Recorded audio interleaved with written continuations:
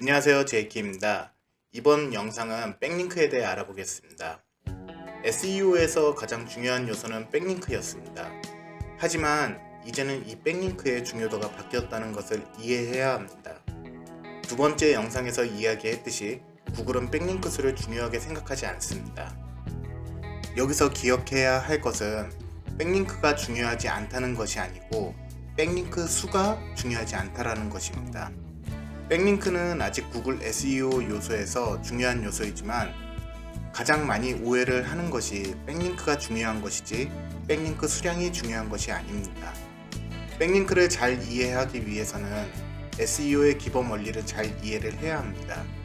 SEO를 이해하기 위해서는 많은 시간을 들여야 합니다. 백링크의 기술적 요소를 한 번에 이해하기는 어렵습니다. 하지만 백링크의 핵심 요소를 잘 활용한다면 효과를 볼 수 있습니다. 그래서 백링크를 사용할 때 가장 중요한 세 가지를 정리해 봤습니다. 첫 번째, SEO적인 부분으로 봤을 때 백링크는 여전히 중요합니다. 그러나 검색순위 알고리즘 요소는 아닙니다. SEO에서 중요한데 검색순위 알고리즘 요소가 아니라는 것이 이해가 안 되실 수 있습니다. 이 부분은 뒤에서 한 번 더 설명하도록 하겠습니다. 두 번째로는 백링크 수에 집착을 하게 되면 검색순위 하락 요소가 될 수 있다는 것입니다. 이 부분을 이해하기 위해서는 앞의 영상과 연계하여 고민해 보시면 이해가 되실 것입니다. 세 번째, 해외 백링크는 사용하지 않으시는 게 좋습니다. 위의 두 번째 내용과 중복이 될 수 있습니다. 하지만 이 부분을 강조하는 것은 구글은 서치 콘솔에서 언어와 지역을 구분할 수가 있습니다. 한국어를 사용하는 웹페이지가 영어 기반의 백링크를 타고 들어온다면 사용자들이 그 페이지에 머물까요? 전 세계적으로 한국 사람이 한국에만 있는 것은 아니니 영향을 받을 수 있겠지만 뒤에 제가 이 부분에 대해 이야기를 해보겠습니다. 이야기를 들어보시고 여러분이 한번 판단을 해보시길 바랍니다. 시작하기에 앞서 백링크에 대해 간략하게 설명을 하고 세 가지 내용을 정리해 보도록 하겠습니다. 백링크 관련하여 사람들이 무엇인가 특별한 기능이 있는 것으로 알고 계신 분들이 꽤 있으십니다. 백링크는 어려운 것이 아닙니다. 한 웹사이트에서 다른 웹사이트로 연결시켜주는 링크라고 생각하시면 됩니다. 백링크를 하는 가장 큰 이유는 첫 번째, 포털 검색 사이트에 색인을 시키기 위함이고 두 번째로는 트래픽을 내 사이트로 보내기 위함입니다. 백링크를 적용하는 방법으로 많은 문의를 하시는데 어렵지 않습니다. 우리는 생활하면서 백링크를 많이 사용합니다. 그런데 용어가 생소하여 바로 와닿지 않기 때문인데 간단하게 이야기해서 내 웹사이트에서 하이퍼링크로 URL이 기재되어 있는 것이 백링크라고 생각을 하시면 됩니다. 이 백링크에는 두 가지 종류가 있습니다. 첫 번째는 외부링크입니다. 이 외부링크는 내 웹사이트에서 다른 웹사이트를 가리키는 것이라고 보시면 됩니다.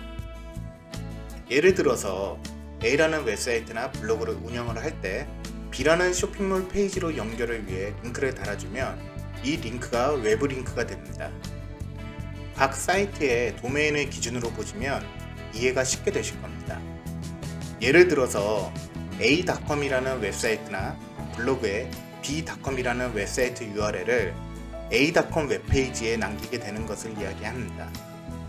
외부 링크는 이렇게 도메인 기준으로 구분을 하시면 이해가 쉽게 되실 겁니다. SEO적인 요소로 보았을 때 이 외부 링크를 타고 들어온 트래픽을 외부 유입 트래픽이라고 보시면 됩니다. 두 번째로는 내부 링크가 있습니다. 이 내부 링크는 내 페이지에서 다른 내 페이지를 가리키는 URL이라고 생각하시면 됩니다. 지금 영상을 보시면 이해가 되시겠지만 내 사이트에서 다른 페이지로 넘기기 위해 내 사이트에 다른 페이지 링크를 남기게 되면 이 링크를 내부 링크라고 합니다. 이 내부 링크는 SEO에서 굉장히 중요한 요소를 가지고 있습니다. 이 내부 링크 관련해서는 아래에 자세히 설명된 블로그 링크를 남기도록 하겠습니다. 이 백링크들은 우리가 사용하는 페이스북, 네이버 블로그 또는 여러 웹문서에서 쉽게 찾아볼 수가 있습니다. 이 백링크는 딥링크와 앵커 텍스트 링크로 구분이 됩니다. 딥링크는 위의 영상과 같은 링크를 이야기하는 것입니다. 그리고 앵커 텍스트는 키워드에 하이퍼링크로 URL을 넣어준 것을 이야기합니다. 백링크 용어는 이렇게 이해를 하시면 되시고, 과거에는 앵커 텍스트 링크가 검색 순위 알고리즘에 굉장히 큰 효과를 주었습니다. 하지만 새롭게 변한 알고리즘에서는 이러한 링크보다는 새로운 방식을 적용하기 때문에 이제는 중요성이 과거와는 다르게 떨어졌다고 보시면 됩니다. 백링크를 할 때 아셔야 할 것 중 중요한 것은 작동 조건입니다. 무조건 백링크를 달아서 되는 것이 아닙니다. 각 검색 엔진에는 봇이 있는데 구글, 네이버, 다음에는 각각 봇이 있습니다. 이 봇들이 들어와야 백링크를 크롤링 할 수 있고 검색 엔진에 있는 인덱스 서버로 데이터를 보내게 됩니다. 이 인덱스 서버로 데이터가 보내져야 검색에 노출이 될 수가 있습니다. 이 봇들은 여러 가지 방법으로 트래킹을 할 수가 있습니다. 한 가지 예로 웹사이트를 운영하시는 분들은 호스팅을 통해 어떤 봇이 들어왔는지 확인이 가능합니다. 이러한 봇을 통해 어떤 정보를 알 수 있느냐면, 최근 네이버 웹사이트 영역의 티스토리라든가 다른 웹사이트들이 노출이 안 되는데 왜 작동이 안 되는지, 왜 노출이 안 되는지에 대한 여부를 유추할 수가 있습니다. 이와 같이 백링크가 제대로 작동을 하려면 첫 번째로 봇이 들어와 줘야 됩니다. 두 번째로는 로봇txt를 잘 작성해 줘야 됩니다. 이 로봇txt는 워드프레스나 사이트를 직접 운영하시는 분들에게 해당됩니다. 네이버나 티스토리는 서버가 네이버 카카오에서 관리를 하기 때문에 따로 무엇인가 하실 필요는 없습니다. 단 내용은 알고 있으면 좋습니다. 이런 로봇txt를 통해 여러 정보를 얻고 응용을 할 수가 있습니다. 네이버 블로그의 경우 기본적으로 noindex 팔로워로 되어 있습니다. 네이버 블로그는 로봇txt에서 색인이 안되게 막아놨기 때문에 구글에서 노출이 안되는 것입니다. 또한 구글에서 노출이 되는 블로그들은 이런 원리를 이용한 다른 이유가 있습니다. 네이버 블로그는 기술적으로 프레임 안에 감싸져 있습니다. 이 프레임 안에 있는 URL을 사용할 시에 로봇txt가 인덱스로 되어 있기 때문에 이 네이버 블로그 URL을 사용하게 되면 구글에 노출이 됩니다. 구글에 노출을 시켜주는 서비스들은 이런 원리를 이용하여 구글에 검색이 되게 하는 것입니다. 이러한 백링크 원리를 잘 활용하시면 네이버 블로그도 구글이나 빙 또는 야후 등 여러 포털에서 검색 노출이 되게 하실 수가 있습니다. 백링크 작동 원리에 대해 잘 이해를 하시고 사용하시면 더욱 효과를 보실 수 있으시니 원리는 꼭 파악하시고 사용하시길 바랍니다. 그럼 왜 백링크를 이해를 하고 사용해야 하는지 세 가지를 알아보겠습니다. 첫 번째, 백링크는 SEO 요소적인 부분에서 여전히 중요합니다. 구글의 경우 처음 글을 작성하게 되면 바로 노출이 되는 방식이 아닙니다. 어디선가 트래픽을 끌어와야 하고 이 트래픽을 이용하여 사용자들이 내 페이지를 읽도록 유도를 해야 합니다. 그리고 이 사용자들의 데이터가 쌓이고 비교 분석을 한 뒤에 검색 순위에 점차 노출이 되기 시작합니다. 그렇기 때문에 처음에는 내 웹페이지가 노출이 되지 않기 때문에 외부에서 백링크를 이용하여 트래픽을 가져와야 합니다. 해외 도메인 지수를 나타내는 DA, PA라는 개념이 이런 외부 트래픽을 전략적으로 가져오기 위해 생기게 된 것입니다. 해외의 경우 네이버나 티스토리처럼 노출이 어디선가 시켜주는 것이 아니기 때문에 사람들이 많이 방문을 하는 사이트에 백링크를 달아주는 것이 트래픽을 끌어올 확률이 높습니다. 그렇기 때문에 DA가 높은 것, PA가 높은 곳에 백링크를 달면 유리하다고 하는 것입니다.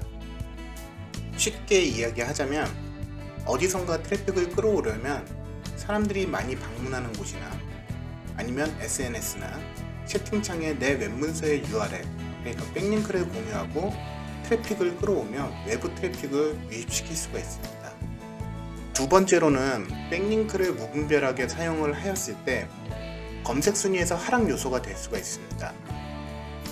예를 들어서 내 페이지에 글을 신중하게 썼지만 백링크를 단 다른 페이지에서 후킹을 위해서 너무 자극적이거나 전혀 상관이 없는 내용으로 트래픽을 끌어왔을 때 사용자들은 바로 이탈하게 될 것입니다.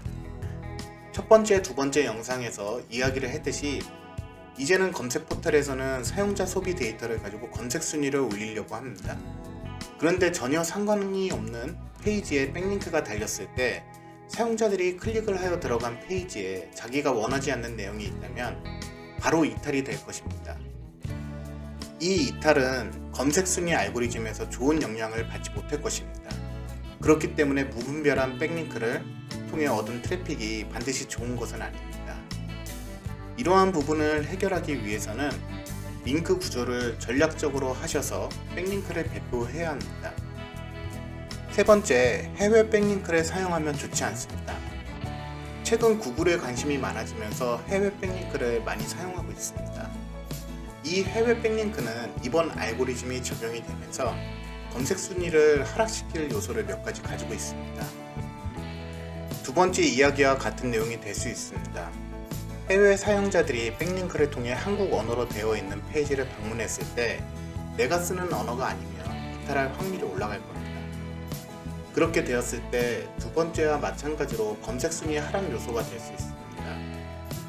또한 최근 알고리즘 중에 시멘틱 검색 알고리즘을 업데이트 적용을 하였습니다. 이 시멘틱 검색은 검색어 내의 언어를 이해를 하여 검색자 또는 사용자의 검색 의도를 이해하는 것입니다. 구글은 2019년 말 버츠라는 알고리즘 업데이트를 하였습니다. 단순히 단어를 이해하는 것이 아닌 각 국의 언어를 이해할 수 있게 업데이트가 되었습니다. 이런 시멘틱 검색을 통해 구글은 다양한 항목을 구별하고 검색 의도를 해석할 수 있습니다.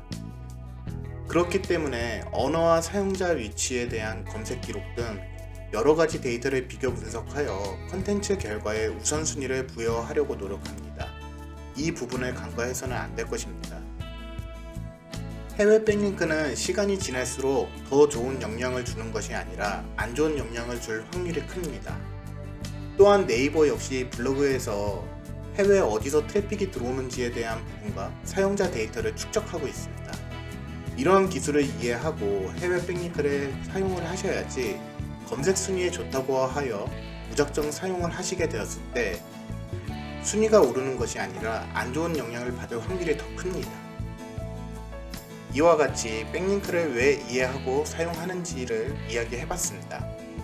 다시 한번 정리를 하자면 백링크를 이해를 하고 사용을 해야 하는데 이렇게 해야 하는 세 가지 이유는 첫 번째, SEO에서 여전히 중요한 요소이고 그 이유는 외부 트래픽을 처음 가져올 수 있는 중요한 요소이기 때문입니다. 두 번째, 백링크를 이해를 못하고 사용을 할 경우 검색 순위가 하락할 수 있습니다. 사용자들이 원하지 않는 문서일 경우 이탈이 심할 것이고 사용자 소비 데이터를 이용하여 검색 순위를 정하는 검색 순위 알고리즘은 이탈이 심한 페이지의 순위를 하락시킬 것입니다. 그리고 세 번째, 해외 백링크를 사용을 하게 되면 두 번째와 마찬가지로 다른 언어로 된 페이지를 본 외국인들은 이탈을 할 것입니다. 또한 시멘틱 검색 알고리즘 업데이트가 되면서 사용자 검색 기록, 위치, 언어에 대한 데이터를 가지고 검색 의도를 해석할 수가 있고 알고리즘 자체에서도 안 좋은 영향을 받을 수 있습니다. 최근 해외 백링크를 당연시 하시는 분들이 늘어나고 있습니다. 백링크를 이해를 못하고 사용하시게 된다면 순위가 오를 때까지 시간과 비용을 허비하실 수가 있습니다. 저 또한 이러한 경험을 해봤습니다. 원리를 이해하시고 나에게 맞는 전략을 선택하셔서 좋은 콘텐츠를 더욱 만드시기 바랍니다. 영상이 좋았다면 좋아요, 구독 부탁드립니다. 링즈 TV 링즈를 구독해줘. 링즈 TV 링즈를 구독해줘.